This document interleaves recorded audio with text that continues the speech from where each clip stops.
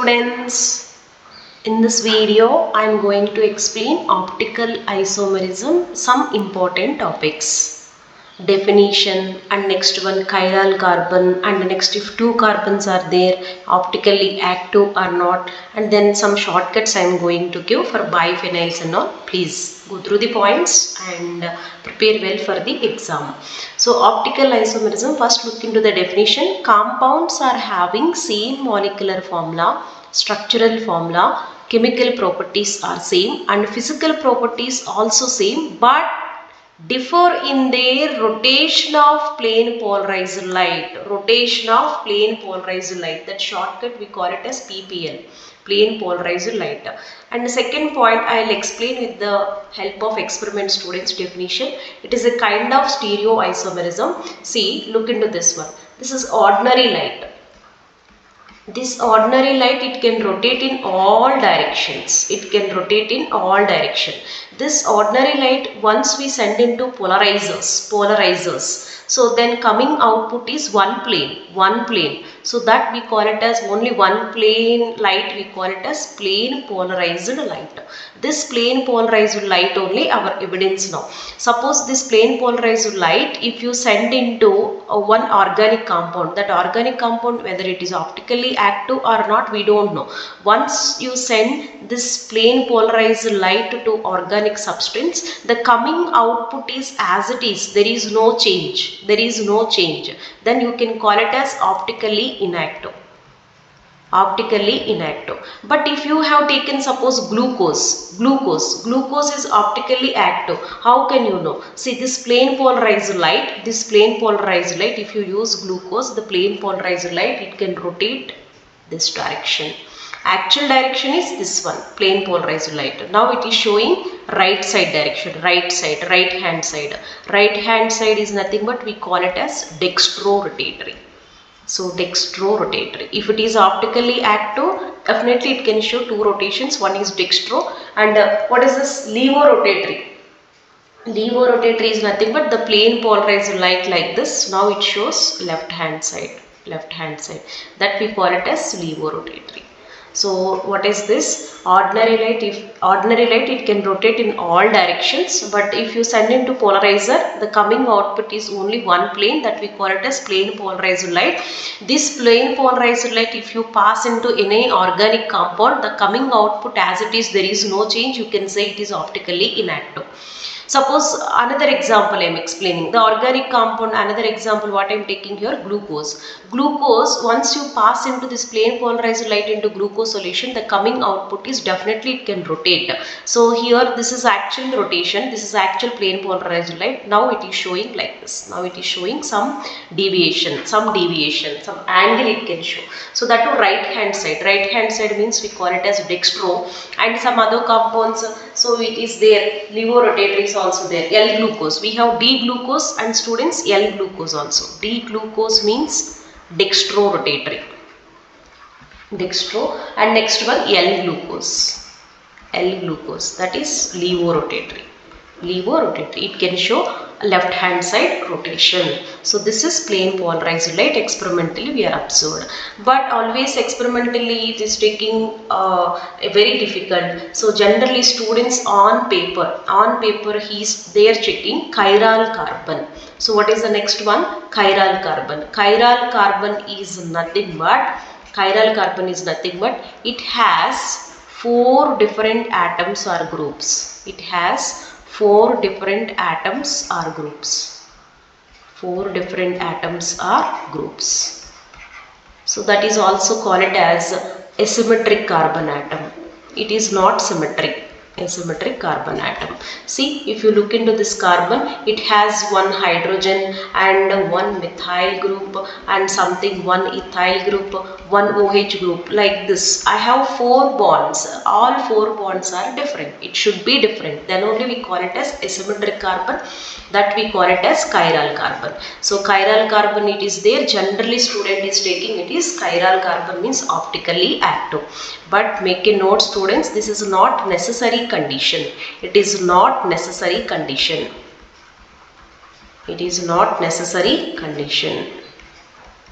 So why? Because once we go to the two chiral carbons, it is fail. It will fail some cases. That's why it is not necessary condition. But based on this also we have some questions. Suppose I am giving some questions here, students. Frequently asking. See here, N-butyl alcohol. N-butyl alcohol. Among the following, pick out optically active molecules. Write down. Pick out optically active molecules. Optically active molecules. See, N-butyl alcohol. And next one I am giving here, isobutyl alcohol. Isobutyl alcohol. And third one I am giving secondary butyl alcohol. If you are in a position to write structures, then only this concept is easy for you. Secondary butyl alcohol. In starting introduction part, all I had explained what is iso, what is N, what is secondary, everything, go through that. Next, tertiary butyl alcohol.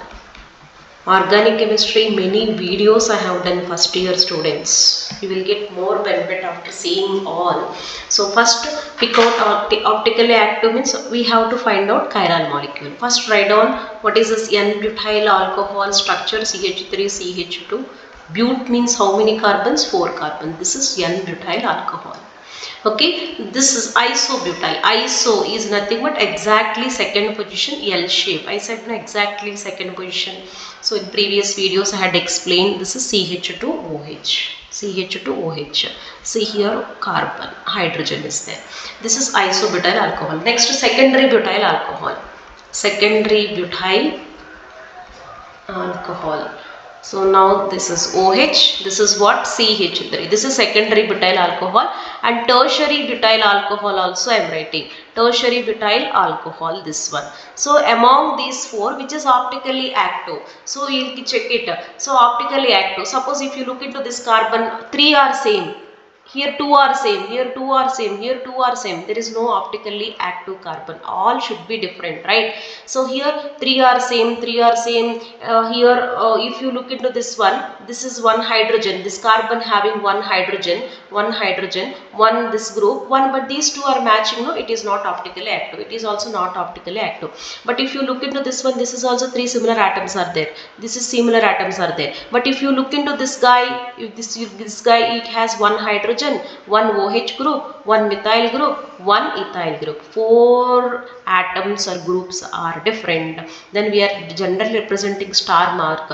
This is optically active because it has chiral carbon. If it is optically active, it can show 2 forms. One is D and another one is N. Now here 3 same, 3 same, 3 same. Here it is no optically active. Finally, what is the answer? Pick out optically active molecule means secondary butyl alcohol. Second position is there 2-chlorobutane, 2-butanol. Second position is there, definitely maximum it is optically active, students. Keep it in mind. Now, next one, some molecules, some meso compound, something they are asking. Tartaric acid example I am taking, students. 2 chiral carbons. 2 chiral carbons. So the best example frequently asking question is tartaric acid. Tartaric acid. Tartaric acid. See here, COOH, and this is carbon. It has one OH group, one H group, and this is having one H group, and this is one OH group, and COOH. See students, so is it chiral carbon or not? Check it first. Is it chiral carbon? See this carbon, this carbon. See this carbon have one OH group, one COH group, one H group, one big group. It is optically active. We expected optically active, but listen carefully. This is also, it is seems to be chiral carbon, but it is optically inactive. Optically inactive. What is the reason? Due to the presence of plane of symmetry. Due to the presence of plane of symmetry. What is plane of symmetry, students? We have elements of symmetry. So you optically inactive due to the presence of plane of symmetry. So elements of symmetry. Elements of symmetry we have 3 types, students. Elements of symmetry we have 3 types.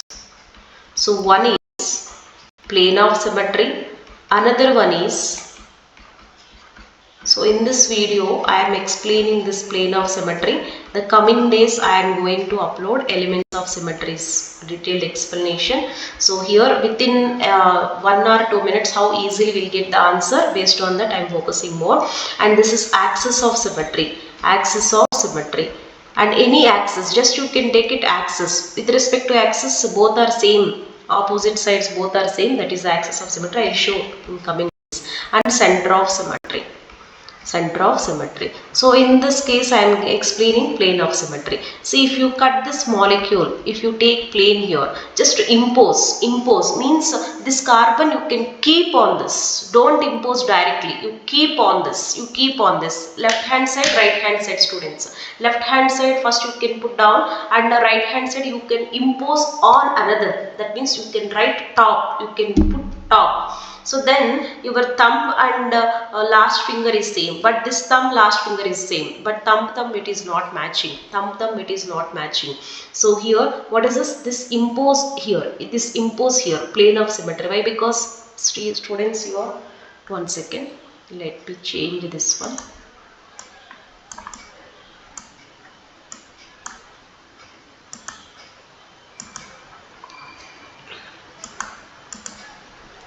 See, this is carbon, this is OH, this is H. Yes, now I have cut into two pieces, two halves. This is one plane I have taken. This is first half, this is second half. First half, second half is exactly superimposable, exactly superimposable. Then what we call it as, students? Then what we call it as? Then plane of symmetry is present. See, if you impose this carbon here, this OH matching, this HH matching, then COH is matching. So exactly plane of symmetry is there. So this is optically inactive. Optically inactive, though it is having chiral carbon. That is why first case what I said to you, a chiral carbon is not necessary condition. Along with that, it is showing absence of elements of symmetry. Plane of symmetry, axis of symmetry, center of symmetry. All three are absent. Then only finally it is optically active. So many cases we are observing plane of symmetry. That's why I took this example. Now next one, the same compound you can write like this. First case I have written COOH. What is this? OH. This is what? HOH, COOH. Okay, so here I am taking plane. Okay, 1 second students, you can write its mirror image. Write mirror image. Mirror image time. So there is no change in the vertical positions. There is no change in the vertical position. COOH and C you can write, and here also you can write the COOH also as it is, you can write, there is no change. But this mirror image means exactly here. This mirror image opposite. Here mirror image H, this OH, ulta you can write. See, this is mirror images. These two, this is structure 1, this is structure 2. Imagine structure 1 and 2 are enantiomers. Enantiomers is nothing but, so these two are mirror images each other,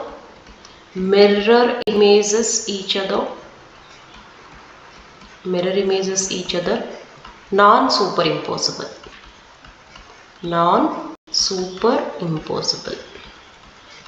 That's it. Non-superimposable. See, so if you impose this one, if you suppose after cutting this one, if you impose here, if you keep on top this one, COH is matching, but HOH is ulta, no, it is not matching, no. Then here absence of plane of symmetry. Absence of plane of symmetry. If absence of plane of symmetry, then only it is optically active. Optically active. Clear my point. But above case, it has chiral carbon, but plane of symmetry is present, no. So that's why optically inactive. Is it optically active or not? Yes. This is also, if you take plane here, so it is not matching. So optically active. Optically active. So imagine students, this is structure 3. I will write one more point here. So structure 1 and 3. Structure 1 and 3, diastereomers. Nor mirror images each other. 1 and 3. 1 and 3 are not mirror images. Not mirror images. Not possible. Not superimposable. So 1 and 2 superimposable, it is not superimposable, mirror images each other. But 1 and 3, so what is the structure 1 and 3? I am writing once again. What is the structure 1? COH, COH, H, and what is this? HOH and COOH. This is structure 1, right? So write down. What is structure 3? Structure 3 is OH, H, and this is what we call it as again OH, H, COH. What we call it as tartaric acid. This is what we call it as structure 3. This structure 3 we call it as meso compound. Meso compound. Meso form of tartaric acid. This is optically inactive. Inactive. What is the reason? Due to presence of plane of symmetry. Due to presence of plane of symmetry.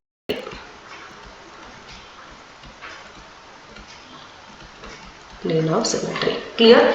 That's it. So now this is verticals are okay, fine, but see horizontal OH, it is not mirror images each other. No? These two are not mirror images each other. No? So it is not superimposable, non-mirror images each other. That we call it as diastereomers. Structure 1 and 3 not mirror images, not superimposable. So those we call it as structure 1 and 3 we call it as diastereomers. Diastereomers. Even 2 and 3 also diastereomers. But 1 and 2 mirror images each other. Vertical positions not changing, horizontal positions are changing, mirror images each other, non-superimposable. Even left hand, right hand students, best example. Don't impose directly, one on the other you can keep, that not superimposable, but those two are mirror images each other. Okay, now from this concept they are asking questions like this. And next one, optical isomerism not having chiral carbon. So from biphenyls also I can show here.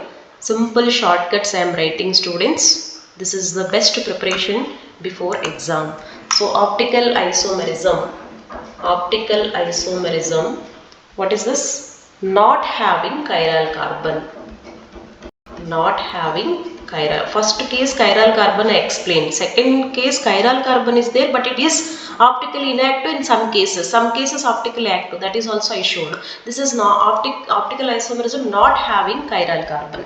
Not having chiral carbon. So first one, allenes. Allenes case. Allenes is nothing but cumulative double bonds.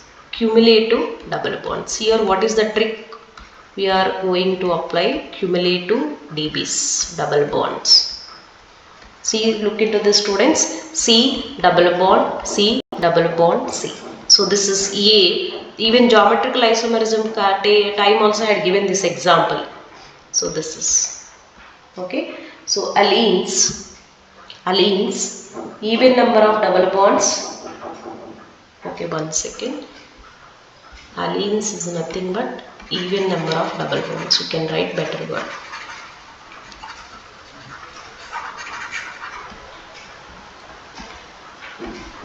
Allenes. Here, what is this? Even number of double bonds and terminal carbons with different groups. Even number of DBs. Even number of double bonds. Even number of double bonds. And what is this trick? What I am giving here? Terminal carbons with different groups. Terminal carbons with different groups. That's it.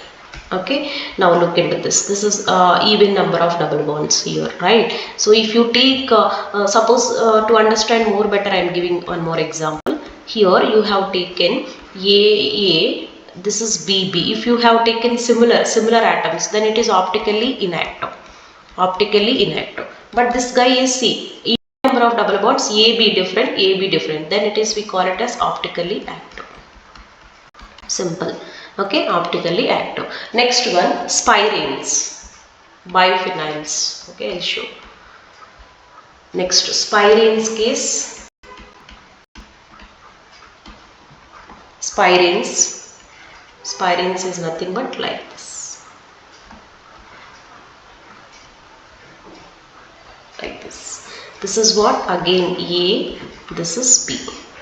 This is A, this is B. So again here spirenes is nothing but two rings like this, and two different atoms are there. Then it is optically active. If similar atoms are there, optically inactive. Next alkyl dienes. Alkyl dienes. These are all advanced questions, students. Mains and advanced. Alkyl dienes. Now see alkyl dienes how it is. Okay. Now double bond. C, A. This is what? B. This is what? A. This is what? B. That's it. So here this is also optically active. It is optically active. Different plane. Suppose one is like this, one exactly perpendicular each other. One perpendicular to each other. Why? Because this is sp3 hybridization. This is sp2 hybridization. sp2, sp3 all are in same hybridization, same plane. But one is sp3, one is sp2. It is exactly opposite, exactly perpendicular to each other. So it is not in the same plane. That's why you call it as optically active. And the last one, that is biphenyls.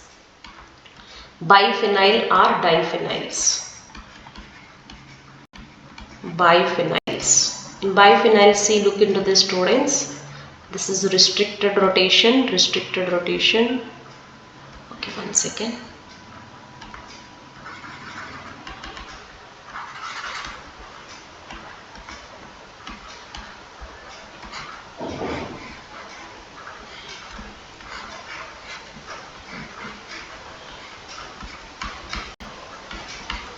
This is okay. Here suppose there is, if you cut this one, if you cut like this, plane of symmetry is there. This is optically inactive. But how, when it will show optically active nature? If ortho positions are blocked. See, this biphenyl or diphenyl. I am taking. So here like this. Here what I am keeping here, some bulky group, COOH group I am keeping here, Now I am going to cut into two pieces. Like this. Plane, I have taken plane. See, this plane, here there is no group, COH group. Here there is no COH group. It is not matching, it is not superimposable. So then it is the optical positions are engaged, ortho positions are engaged with the two big groups. Then it is, we can say, optically active. Here if you cut this one, same thing, it is superimposable. So right, now this is next. Suppose they have given one more, bulky groups only they have taken, like this.